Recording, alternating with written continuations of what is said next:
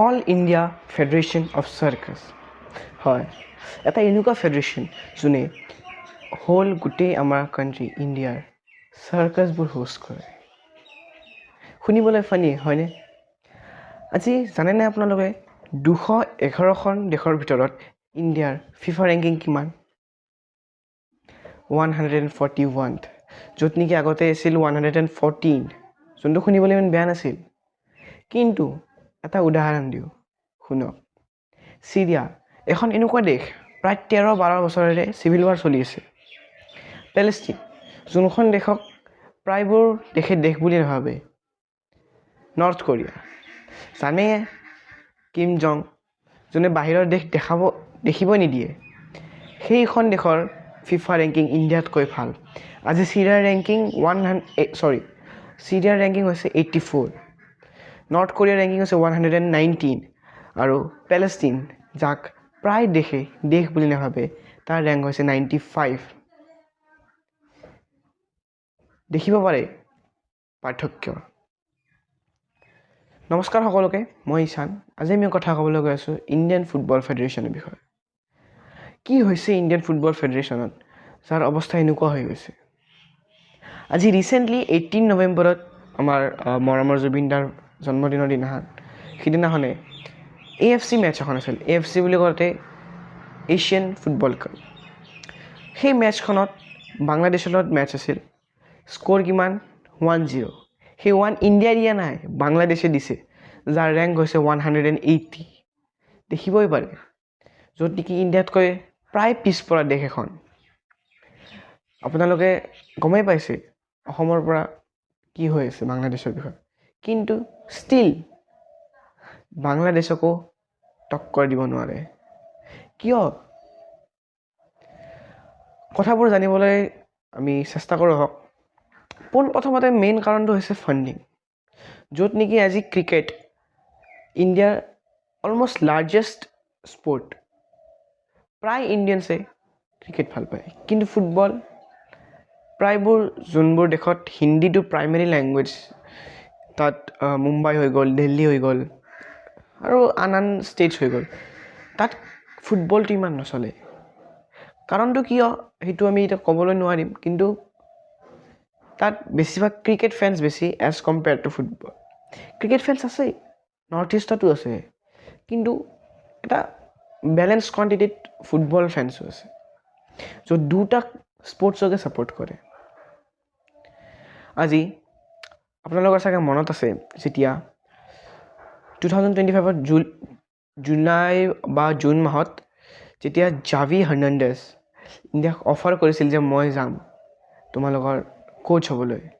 Xavi হাৰ্নাণ্ডেজে ইণ্ডিয়াক application দিছিল যে আমাৰ ইণ্ডিয়ান ফুটবল টীমৰ কোচ হ'বলৈ। কিন্তু কি কৰিলে? পইচা নাই।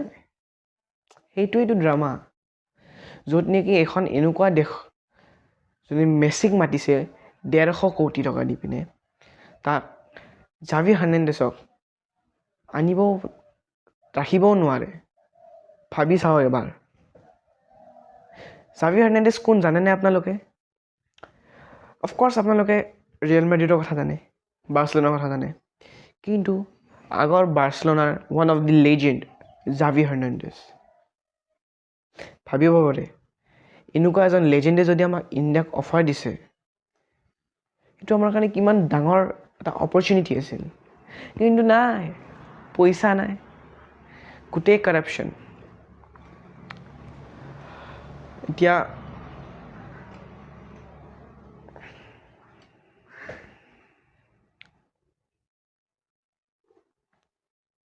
এতিয়া ইয়াৰ অৱস্থা এনেকুৱা কেনেকৈ হ'ল? এইটো কথা আছিল প্ৰায় 1950-60ৰ ভিতৰত, যেতিয়া ইণ্ডিয়াক ব্ৰাজিল অফ এছিয়া বুলি কৈছিল। এছিয়াৰ টপ পাৰফৰ্মাৰ দেশ এখন আছিল ইণ্ডিয়া। ফুটবলত নম্বৰ 1 আছিল এছিয়াৰ ভিতৰত। এইটো এনেকুৱা কি হৈ গ'ল যে এছিয়াৰ ক'ব গ'লে খুব বেয়া দেশ এখন, মানে ফুটবলৰ ক্ষেত্ৰত বহুত পিছপৰা দেশ। আজি ক্ৰিকেটক গভৰ্ণমেণ্টে নিজৰ GDPৰ পৰা কিমান ফাণ্ডিং দিয়ে?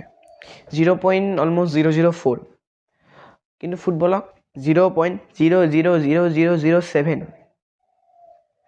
নম্বৰটো শুনিলে মাথা নষ্ট হৈ যাব পইণ্টৰ পিছত ইমানকেইটা জিৰ' আছে আপোনালোকে লিষ্টখন চাব পাৰে ইয়াত ইণ্ডিয়াত এই গেমখন পোনপ্ৰথমতে পৰিচিত কৰিছিল কলকাতাত এখন কলেজত যেতিয়া এজন টিচাৰে দেখিলে যে কিছুমান ল'ৰাবোৰে ৰাগবী বলেৰে ফুটবল খেলিছিলে তাৰপিছত এনেকৈ লাহে লাহে কলকাতা হৈ গ'ল ফুটবলৰ capital of football in India কিন্তু তাৰপিছত এনেকুৱা পলিটিক্স কৰাপশ্যন আহি গ'ল যে ইণ্ডিয়াৰ অৱস্থা এনেকৈ যাবলৈ এৰি এনেকৈ নুমিছে তো এইটোৱে অৱস্থাই বৰ্তমান ফুটবলৰ আজি ইণ্ডিয়াত 120 crores to 150 crores almost spend হৈছে চাগে তাতকৈ বেছি হৈছে কিন্তু এটা দেশ ফিগাৰ হৈছে 150 crore য'ত নেকি আমাৰ ইণ্ডিয়াৰ মিনাৰ্ভা একাডেমি শুনিবলৈ পাইছে চাগে খুব ভাল পাৰফৰ্ম কৰি আছে তেওঁলোকক যদি তাৰ পৰা যদি 80 crore এটাও যদি দিলে হয় 80 কিয় 1 crore এটাও যদি দিলে হয় খুব ভাল কৰিলে হয় ৰঞ্জিত বাজাজ ছাৰে নিজে কৈছে মিচিং মাতক তাত একো প্ৰব্লেম নাই কিন্তু নিজৰ দেশ আমিওতো আছো ন নিজে নাখাই পিনে বেলেগক কিয় খুৱাব লাগে ISL ইণ্ডিয়াৰ টপ লিগ ফুটবল লিগ কিন্তু পইচা নাই ইহঁতৰ পইচা নাই কাৰণে বন্ধ হৈ গৈছিল এতিয়া ৰিষ্টাৰ্ট হৈছে গম পাই নে কিমান টকা মাত্ৰ 80 lakhs য'ত নেকি আজি এখন হাই বাজেট নহয় এভাৰেজ ফিল্ম এখন এটাই 200 crores মান স্পেণ্ড কৰি দিয়ে আমাৰ ইয়াতে ফুটবলক কিয় দিব নিদিয়ে দেখিবই নোৱাৰি ইহঁতে আজিকালিৰ দিনত ফিল্ম চাই কিন্তু বাট এটা খুব কম পৰিমাণটো কমি গৈছে ফুটবলক যদি ছাপোৰ্ট কৰিলেহেঁতেন আজি আমাৰ ফুটবল ইয়াত নাথাকি ইয়াত থাকিলেহেঁতেন আপোনালোকে জানে ক্ৰিষ্টিয়ানো ৰনাল্ডো লিঅ'নেল মেছি তাৰপাছত আৰু এজন কোনোবা আছিলে তেওঁৰ নামটো পাহৰিলোঁ মই তাৰপিছত 4th নম্বৰত হায়েষ্ট টপ স্ক'ৰাৰ আমাৰ ইণ্ডিয়াৰ সুনীল ছেত্ৰী দি গোট অফ ইণ্ডিয়ান ফুটবল যোনে ইণ্ডিয়ান ফুটবলৰ শ্বেপ কৰিছে এটা নতুন দৃশ্যৰে চাবলৈ মজবুৰ কৰি দিছে কিন্তু নাই আমি তেওঁক ছাপোৰ্ট কিয় কৰিম আমিতো অকল ক্ৰিকেট ফেন ক্ৰিকেট ময়ো চাওঁ যোৱাকালি T20 ৱৰ্ল্ড কাপ ৰাতি 12টালৈকে আছোঁ যেতিয়ালৈকে ইণ্ডিয়াত ট্ৰফিটো লিফ্ট কৰা নাচাওঁ তেতিয়ালৈকে নুশু কিন্তু ফুটবলকো মই ছাপোৰ্ট কৰোঁ মই ক্ৰিকেটতকৈ বেছি ফুটবল ফেন বাট ষ্টিল অকল ক্ৰিকেটটো এখন গেম নহয় আজি চাব পাৰে ভলীবল ইণ্ডিয়াত টপ বহুত ভাল প্লেয়াৰ আছে কিন্তু কি নাই ফাণ্ডছ নাই এটা টপ লিগ নাই সেইকেইটা কাৰণৰ কাৰণে আমাৰ ইণ্ডিয়া ইমান পিছ পৰি আছে আৰু যিবোৰ ঠাইত মেটচবোৰ হয় তাত কোনো ছাপোৰ্টেই নকৰে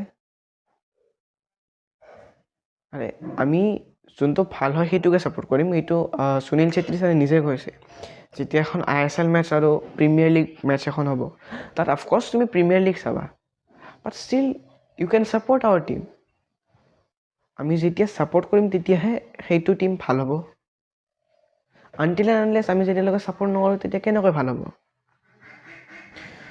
তো এইটোৱে আশা থাকিল যে সকলোৱে ইণ্ডিয়ান ফুটবলক ছাপোৰ্ট কৰে এটা ভাল দিশ দিয়ে ধন্যবাদ